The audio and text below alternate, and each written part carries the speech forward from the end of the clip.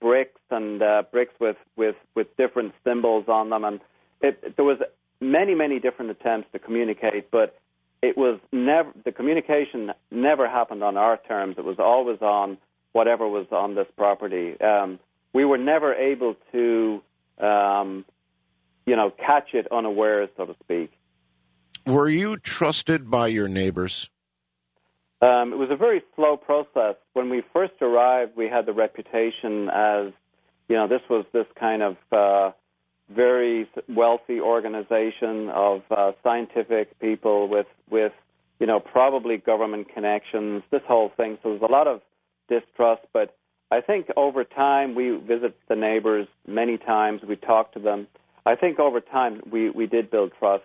And certainly the immediate neighbors around the ranch all reported almost identical phenomena to what the Gorman family had reported on their property. So, the 5 or 6 properties that surrounded the ranch were experiencing exactly the same thing. So that gave us a tremendous amount of credibility, I guess that a tremendous amount of credibility. Yeah, I guess that word has leaked out in some quarters where the ranch is located, but let's make this appeal right now. It's really more than an appeal. You said it an appeal. You said it earlier that trespassers will be prosecuted.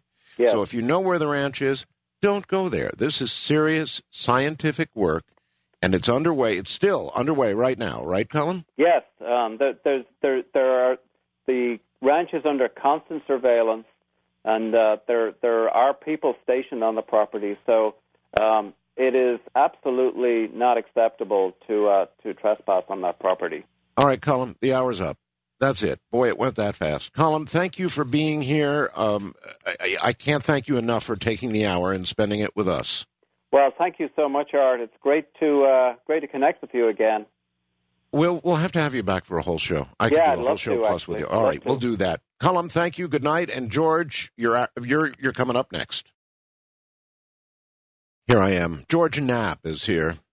And he really is, I was joking about it earlier, but he really is a legend in his own time. He is an amazing man who was a mainstream reporter in Las Vegas, an investigative, albeit eventually an investigative reporter, but quite a guy. And then suddenly, in the way that I did, in the way that I turned Coast from what it was to what it is, George kind of did the same thing. It's been a very strange career track for George. We'll talk about all of that and a lot more in a moment. A lot of people wouldn't know it, but George and I actually go back quite a ways. We've been in meetings that I can't describe with Bob Bigelow and all kinds of interesting things. So we've been at it for a while. George, what happened to your career? I mean, if you go way back, how in the world did you get from point A to B? Well, it's sort of like you, Art. Remember Area 2000? Yes, very well. That goes back, 93? Sure. It's sort of like with you. I mean, I stumbled onto a story about Area 51. I approached it the same way I'd approach any other story, and it's pretty much changed my life. Now, I'm still a mainstream reporter. I don't do a lot of UFO stuff. There's no prohibition by my employers, but they prefer me to do other things, and I do a reasonable job at it here in my hometown. But I guess I'll always be known as a UFO reporter because of those stories we did back in 1989. May will mark 18 years since those first reports about Area 51 sort of helped put it on the map, the whole Lazar stuff. Well, of course, the whole nation. Parallels to you, Art. Yeah, there are. The whole nation didn't hear about Area 51. They didn't hear those early reports, George. That first one, the first one you did, must have been rough. I mean, really rough. Well, yeah, and it was amazing how it touched the pulse of the public. The reaction from the public, how much interest there was from just people on the street, just everywhere. I mean, the phones rang off the hook, and then other media beat a path to Area 51's door, and I took a lot of grief over it. Sure, I still get grief when someone has a problem with me, some politician that I'm going after. They'll always whip out the flying saucer, little green men stuff, ha, ha, ha. Sure. I don't mind, because I work for the people, the public. They want to know about this stuff, so I don't craft my reports for politicians or other journalists. No, I can understand why they whip that one out, of course, and it's done to me. But it's a lot easier for me because it's my bread and butter. I do this. This is all I really do. For you, you've got to occasionally switch from very mainstream to Area 51, for example. That's a much tougher path for you. Yeah, I suppose so. But as long as you keep focused and try to approach the topic the same way you would any other news subject, you can't get in that much trouble. I mean, you catch some grief here and there from people that wish you ill, but I don't mind. Yeah, I approach it the same way. Area 51, is it still there? Well, of course, it's there. It's still a vital base in our national security apparatus. It is still as busy as ever, contrary to some erroneous reports. The planes leave the Janet terminal every day and fly out there, and they fly back at night. The buses still go up that dirt road. There are thousands of people there. You can see from satellite photos that they've installed new facilities. They're expanding, building things underground. It's there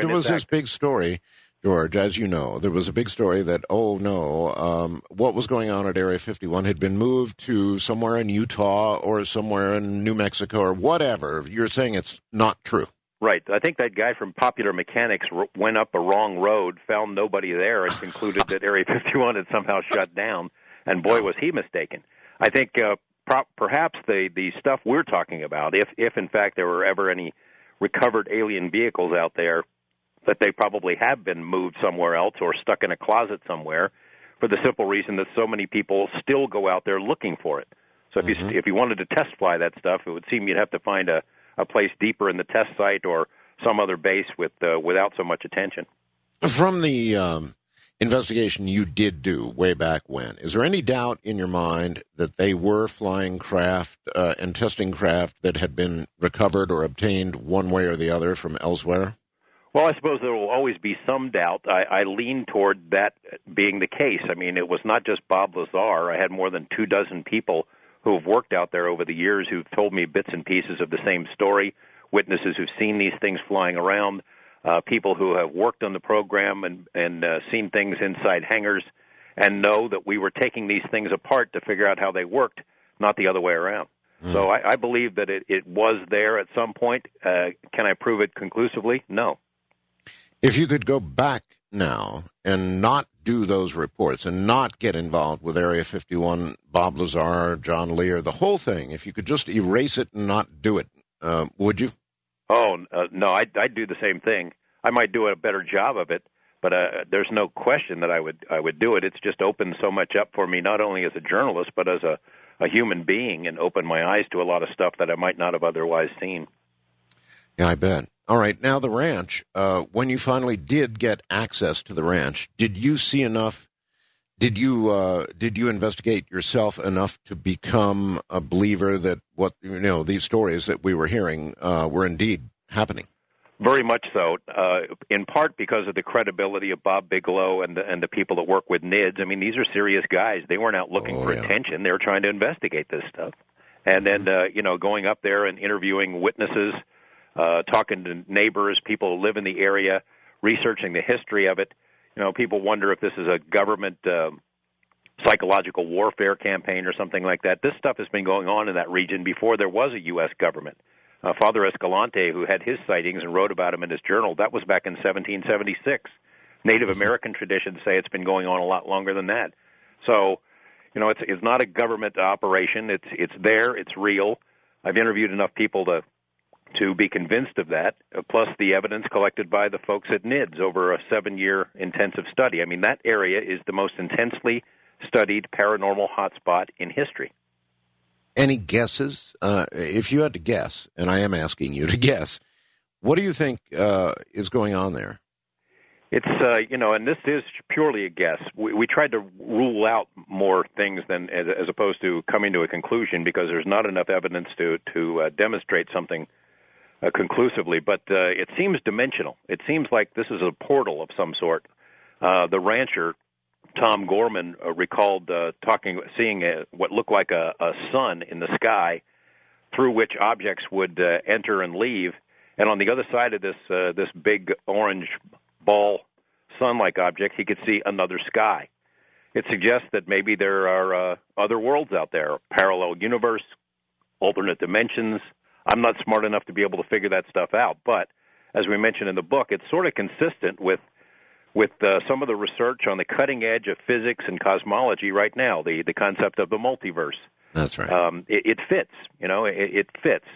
There's a physicist named Dr. Jack Sarfati, who's a regular listener of this program, who sort of, he read the book and it sort of light bulb went off. It sort of fits with where modern science is heading about the nature of our reality. And it seems like what's going on at the ranch is kind of a learning curve, that they're giving us a little bit of rope and dragging us along a bit at a time so that we somehow understand that the reality isn't what it used to be, that the world is a much bigger, more mysterious, and more complex place than we ever imagined.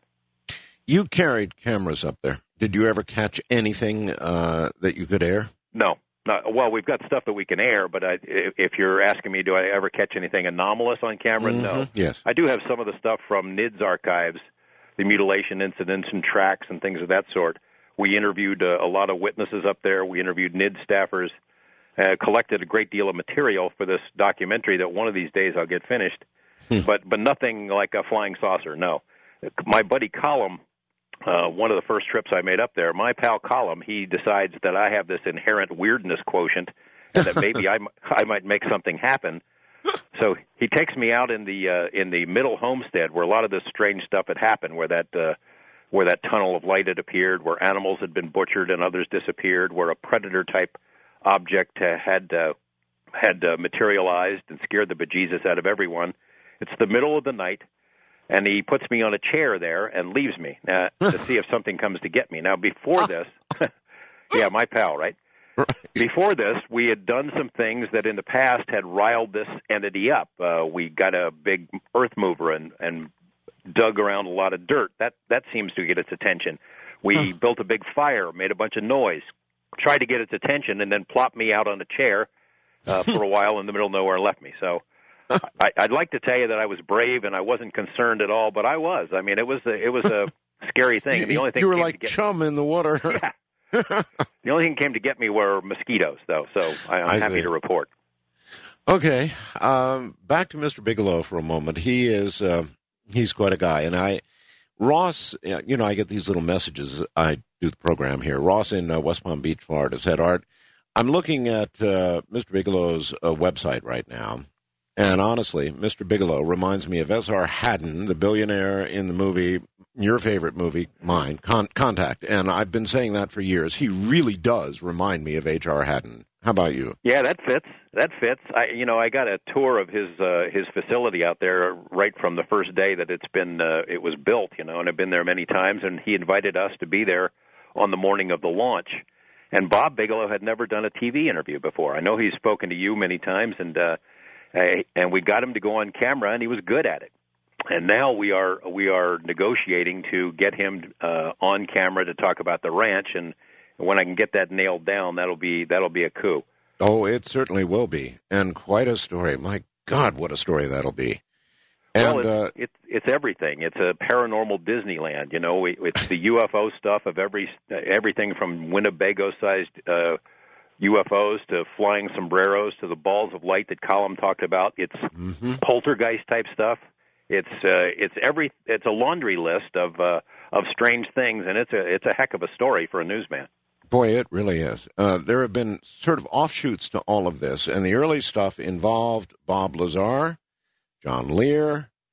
Now, from today's perspective, as the story has unfolded and bits and pieces have either been confirmed or refuted over the years, I guess I've got to ask, what is your take on the two of them, Bob Lazar and John Lear?